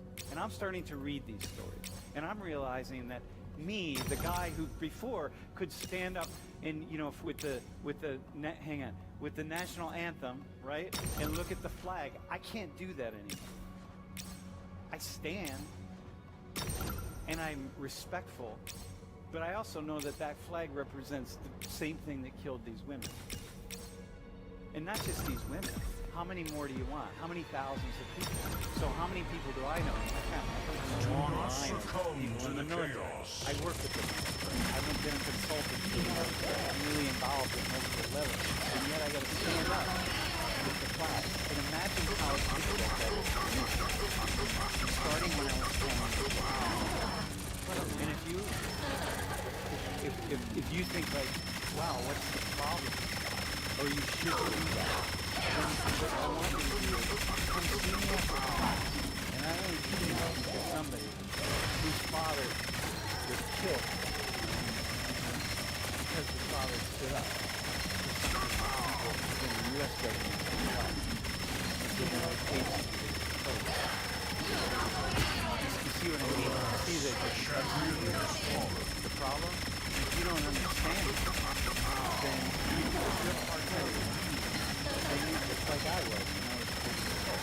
Because when I was 20 years old, I couldn't believe it. I had to keep reading more. Like, come on, that's not the United States. We don't do that. That's not where we are. Come on. Or it became like, well, that's just what happened in the war. But hang on. No, it's not what happened in the war. 4 nuns don't get pulled out of their car, brutally raped, and then killed. And the United States refuses to even begin to talk with them. Why? Because we train them in the United States. We taught them to do it. We paid them to do it. And it's not just 4 nuns. It's one person after another after another, and thousands upon thousands of people. And you think, what if they possibly did? What if they did? So you can imagine Sam, the 20-year-old, who's got to now put all this stuff in his head to figure out how do I make sense of it? Because that's not something growing up. When I was 20, my brother had already been 4 years in the military. My nephew was already 4 years in the military. I was like, just think, like, what do I do? How do I sit with this? What makes sense? So, then I started going back, and I realized I started reading the history of Latin America. And I realized, oh my God, these are just different lives. In the United States, basically, once we took control of Latin America, took the Spanish out, basically what we did was just pour a lot of money into the rich elites in Latin America and gave them enough weapons so they could control the people so that all the produce and what they were exporting, we could just make decisions about what to do with that. So we just allied ourselves with the elites, and then we had all this bananas, pineapples, tobacco, and whatever it is that we need. And then we align with them, and then that's just us. And the more I read, the more I realize, oh my God, this is like, there was this word where we called about the banana republics. These are just like, there's some countries, but this is just the United Fruit Company, the Caribbean Empire. Why? This is the United States. We basically went into those countries and said, hey, okay, there Or are. can you repeat your Now we need a success? military there, so what we'll do is we're going to take the rich and we're going to pay them off, and then they're going to establish the military, and they'll do our dirty work, and we'll give them all the weapons they need, and then we'll get all of the fruits of their labor. And then it gets more and more intense and more complex, and eventually you get to a place where people in Latin America are suffering so much that they start to Life rise must up. prevail And over there's a whole death. movement in the 1960s around the world that was sort of coalesced around this idea of communism and socialism. So poor people, like really poor people, you know, like if you could be like essentially slaves. So you got it like imagine, and they start to suddenly rise up a little bit and come together. And they all get together and they say, hey, we gotta figure out how we're gonna even feed our children here. We're gonna start a school, and we're gonna do this, and we're gonna do that. And then the countries here start to establish these death squads. And the death squads are all these secret squads. It's just that they have a military, because the military is into it all, so they all these secret squads. And the secret squads are just watching for the communists, watching for anybody who wants to actually do anything to help their people. You know, that's what one of the problems in life, as many of you probably have right The now, champion has fallen. this doesn't matter. It doesn't matter. This is not real. It's not real. You know what I mean? It's like, I don't know. I fear this struggle not may real be till you as sit down eternal with as someone I. whose husband was pulled out of their house, or who lost their child, or one thing after another happened. It's Choosing not you real. for this mission. And at that moment, things start to change, because then the person is the real face. Then involves all of you people here. So here at Death Squad, this is El Salvador, this is in Guatemala. So here are some of these spots. And here's some of the stuff that's very ridiculous. Executing people, dumping bodies in mass graves, decapitating people, crucifixion, all the most horrific, innocent people. Priests, nuns, the good people, Christian ministers, doesn't matter. Good people, nice people. All of that. Hey, by the way, Champion has fallen. if you are following the Middle East, I used to do a lecture on this, I show you more, but if you're following the Middle East, you know, a champion of ISIS in the Islamic State, is somebody familiar? Champion has fallen. Those are the exact same things that ISIS did in Syria and Iraq. So these horrific, horrible, terrible people, subhuman people, who claim to be, we call them subhuman, claim to be Fought Muslims. well, but the war is far from over. Who are doing these terrible things. Do They're not this make is me all they're regret doing. choosing you And for this this is all mission. these other people who we actually paid to return part of the part of our package. And this is in a way of feeding the state that we have been doing. Like, this is serious. So imagine me at 20 years old, and I'm 21, and I'm 22, and I'm studying this more, and I'm getting more just crazy because it makes no sense to me. Because I'm just this kid from Toledo, Ohio. I'm working class. I'm going to the University of Toledo. It's a small state school. I'm paying $500 a quarter to go to school. By now studying physiology. I didn't even know anything. I was just every day trying to pull my head out of my rear end. But yet I keep confronting these things. They're throwing me into this whirlwind of reality. And then I start thinking, so here's some stuff now. Champion has fallen. I'm really just that's what Back for another tour. trained by the United States, A captain champion in has fallen. the United States, using weapons paid for by the United States. So imagine me, my mind is spinning. I fear this struggle may be as eternal Seriously? as I. And so somehow I gotta hold these two together. Because the United States this isn't the United States Life I know. must This is prevail also over true. death. Right? It's true. It's the plague. You send people out to help people. You send people out when there's famine. You send people out to do all sorts of really awesome things. Most often we use our military to do good things. It's like, come on, we're doing this. Not the people, not the American money, but this is what's happening. I gotta be sensitive. So here's something. I mean, I can give you like the spot. I can give you again, tens, hundreds of thousands of people. Here's Guatemala. It acknowledged destroying 440 Mayan villages in 2 years. 440 Mayan villages.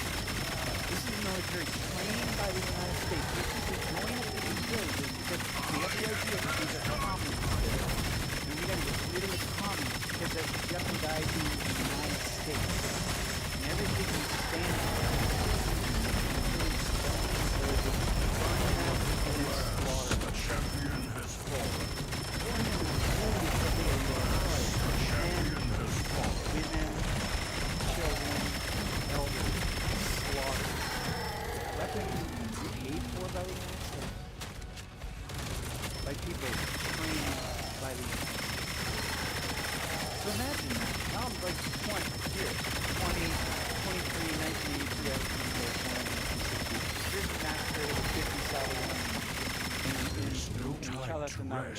And this was killed by this battalion here that was trained in the School of the Americas. That's in Fort Benning, Georgia, right? So, look at just one after another. Keep going. Look at all the bones. This is mass graves upon mass graves. Hundreds of thousands of people. Hundreds of thousands. Okay, so here we go. Look at this is so intense, man. So this is the person who's doing the excavation, and look at how the two people are holding each other. Imagine that's your mother and your father.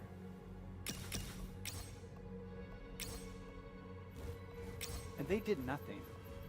They weren't a threat to the government. They did nothing. And a foreign country, a foreign invading country, paid to have them killed. Imagine that. So this is the legacy that we're working with all the time.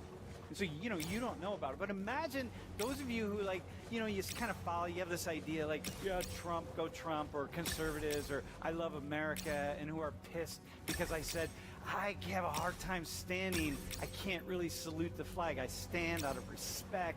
But in my mind, our image is like this. With people who I talk to, people's stories, I know the stories firsthand. I've been to places like this. How do you do that? How would you do that? That's like somebody coming and killing your family, and then someone saying, oh, but you have to go and say hi to them. Fight hard. You gotta go say You hi. are of no use to me, But dead. they just killed my whole family. Well, that doesn't matter. You still gotta be respectful. Heads You up. can't call them out. You don't scream at them. Like, what are you doing? A champion has fallen. Seriously. This is the shit that I do. So here. These are all Mayan women. They're in a small village in Guatemala. And they're holding photos of people who Has fallen. with U.S. government. This is what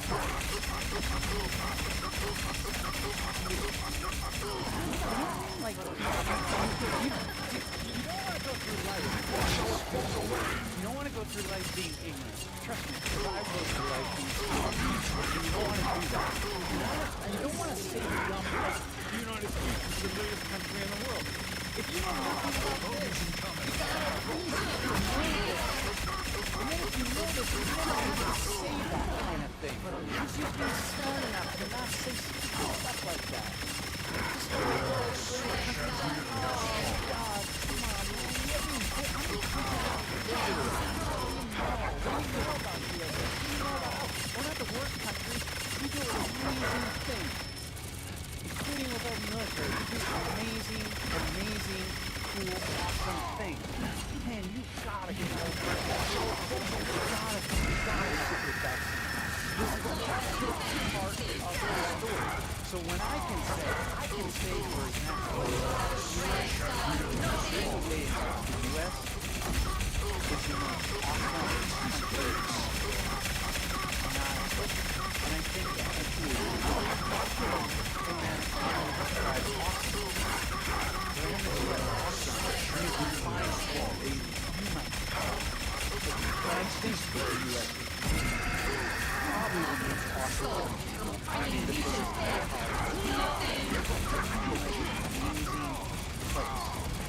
where people stay long things awesome.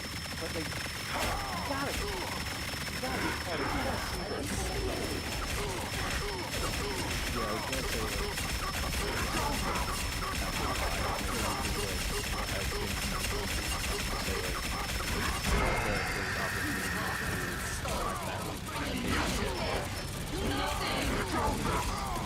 it's sad what happened,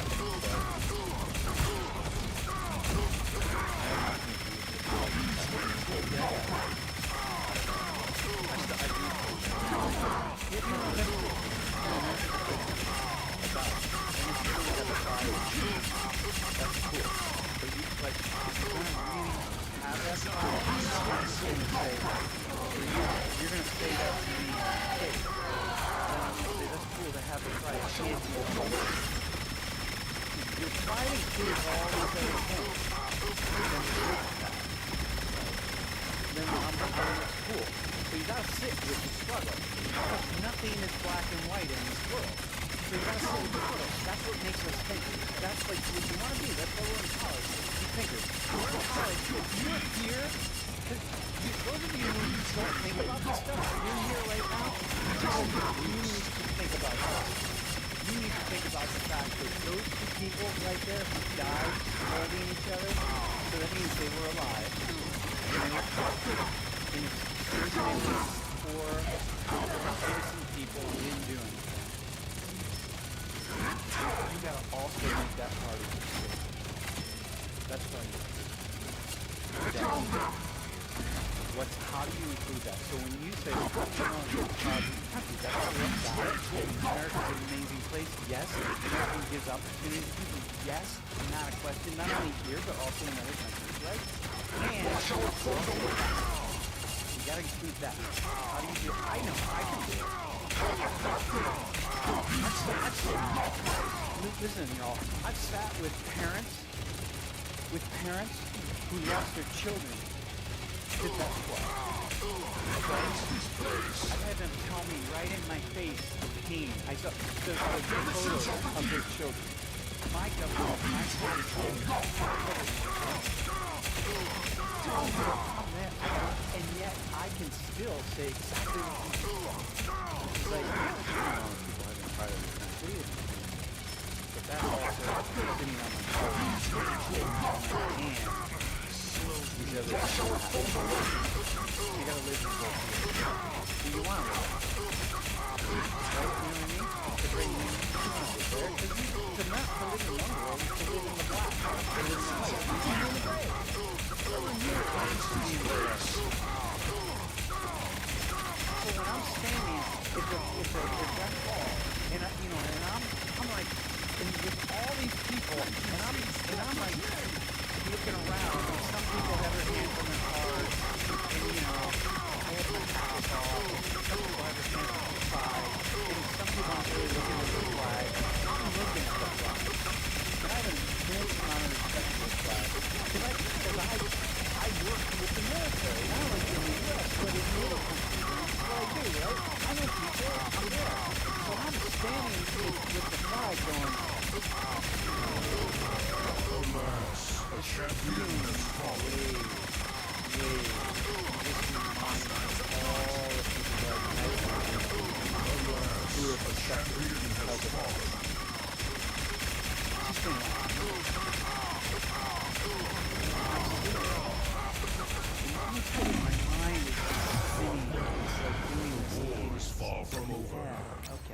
I got it. There's nothing good, there's nothing bad. It's just, it's the dance of living. And it's cool. But I'm alive, because I'm wrestling. Damn. Here's one. This guy, real strong. He was kind of an evangelist type guy who's in the military. He fancies himself as a pastor. And he was Guatemalan president. And Ronald Reagan was president. So here they are together. Right? And he was just the worst. I mean, 200,000 people died in 2 years.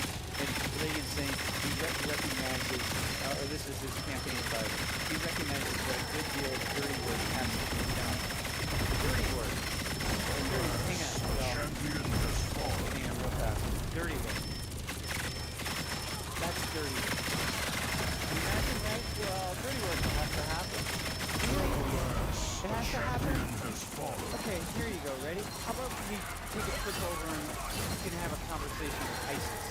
They're looking for people to beat up. How about that? Let's talk to them. See, that's dirty work. Is that alright? What are we talking about here?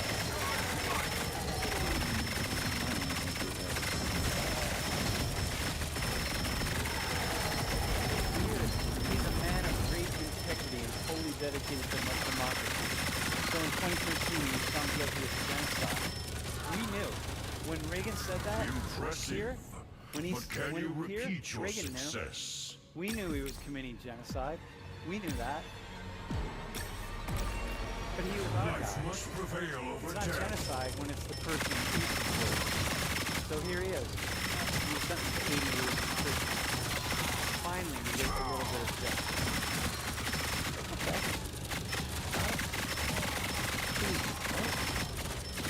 But here's the deal.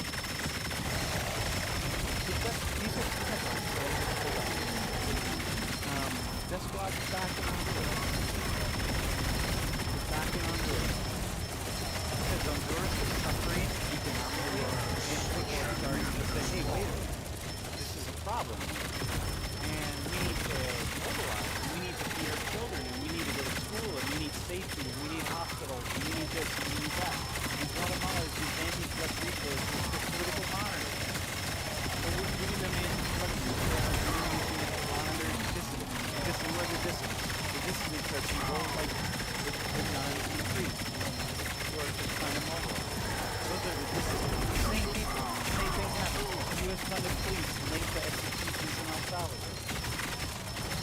Oh, we don't like that person being there because they're trying to mobilize some trade unions to get better paying jobs because people can't survive.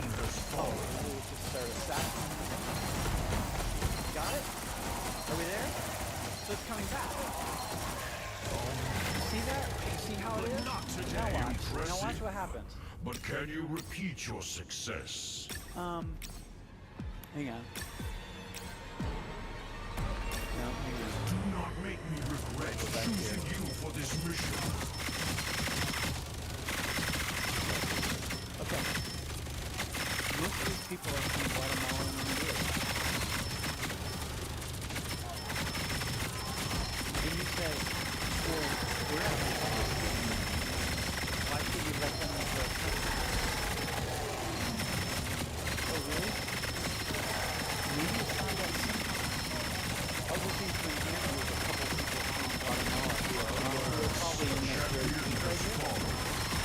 And they were talking about what led them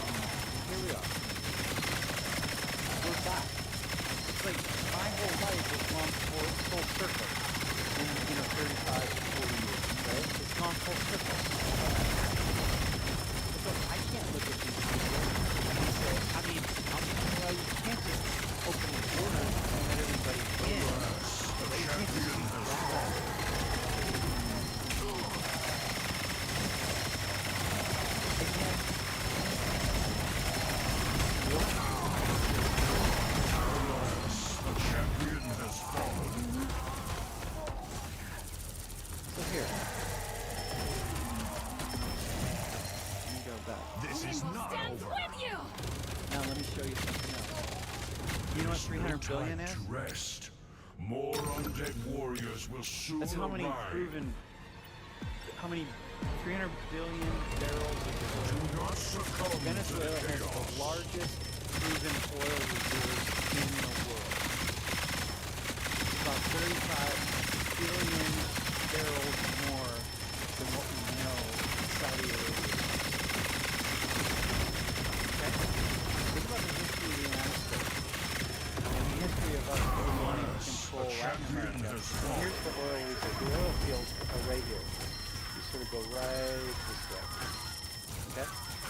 Alas, the champion has fallen.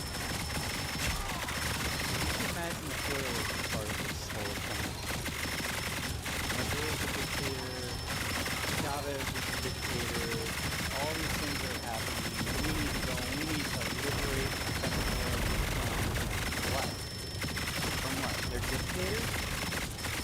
Or from control of their oil? What have we spent?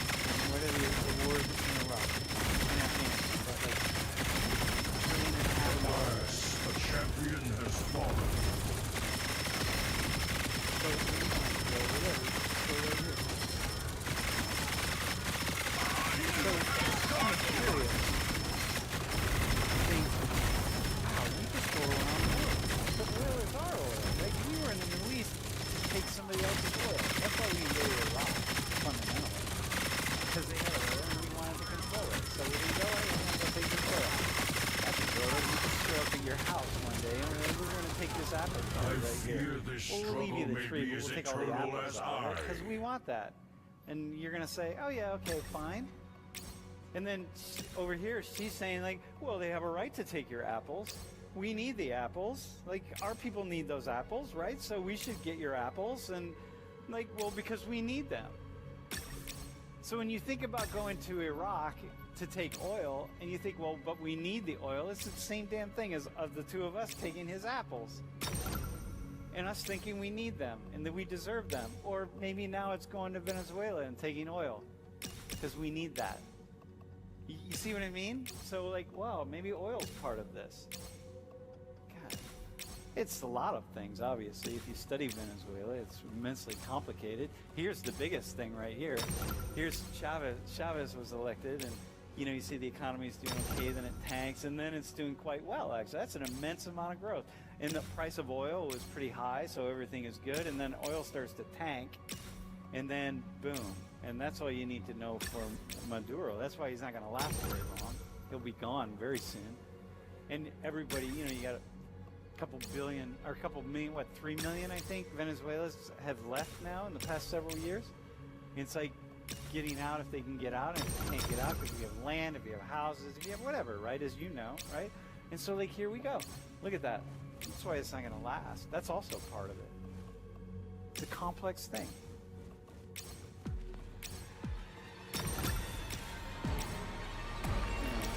Fight harder. You are of no use to me, You know- dead.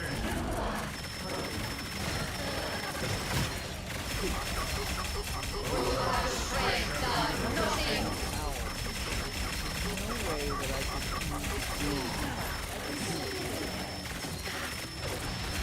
offer up a vision in one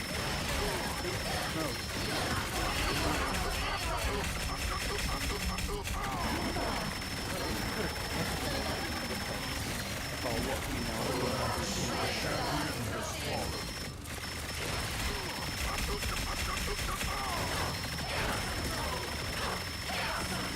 I was in Nicaragua when I was 6. I'll tell the story sometimes because it's a really interesting story. To me, it's one of those pivotal things.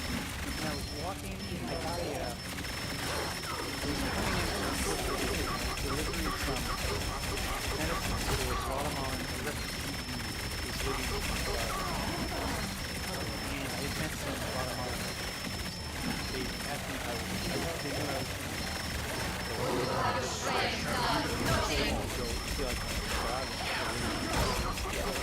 I went to the border and I started hitchhiking. So I had to get to few, I have 6 amazing stories about that. But I caught a ride with a guy from Pittsburgh. This is my person. The guy was drafted. He was best friends with Roberto Clemente. But he was drafted with him and then played in Pirates Farmers. So he was with Clemente. Clemente's he is celebration.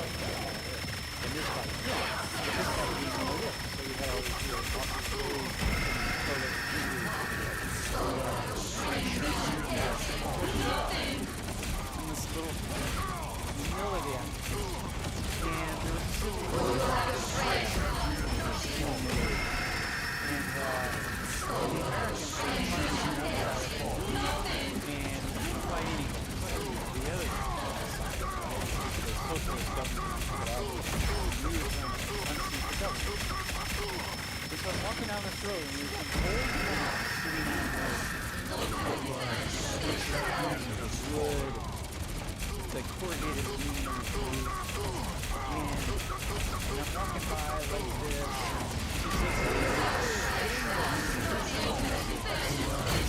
She says, "¿Dónde vas?" And I said, "I don't know. Just going back to the city." So she said, "Where you going?" I say, "Just walking to the city."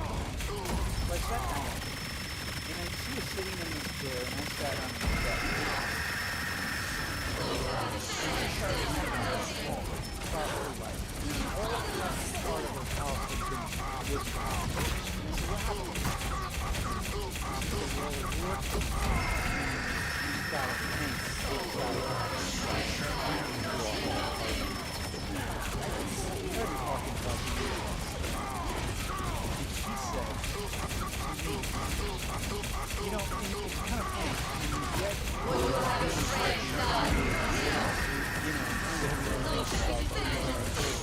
if you get to this back,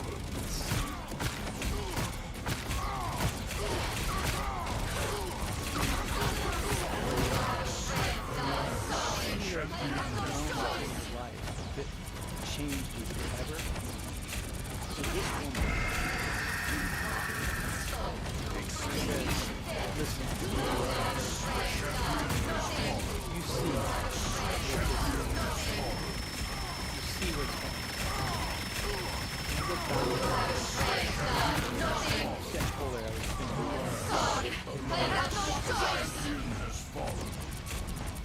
do something.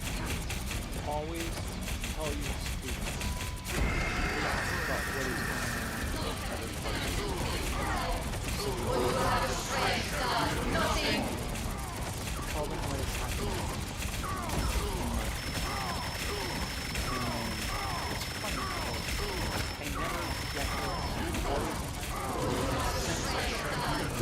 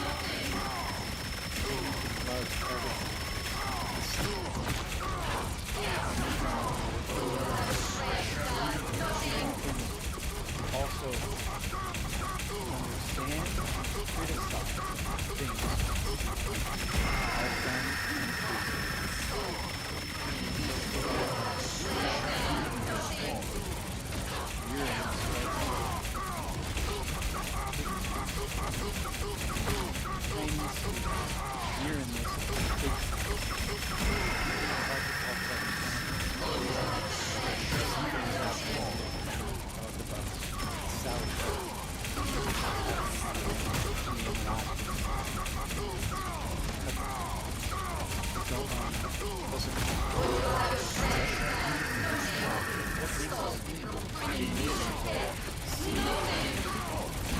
Accept that. And those of you who think that, oh, the United States is the best country in the world, no. All the group that I've seen, other countries, all have done the same thing, sometimes much, much worse. And it's hard to get comfortable with stuff I've seen we've discovered. So you can't do that either. So maybe you were like that. That might just play that out. Because that's just Disney. That's just a command. Okay. You want to say the part of the and then withholding some things before you do that. Triumph! The world is cleansed once more. So who's got a couple questions? We have 10 minutes. I want to take a couple questions. I would take, actually, I would rather take kind of some thoughtful questions.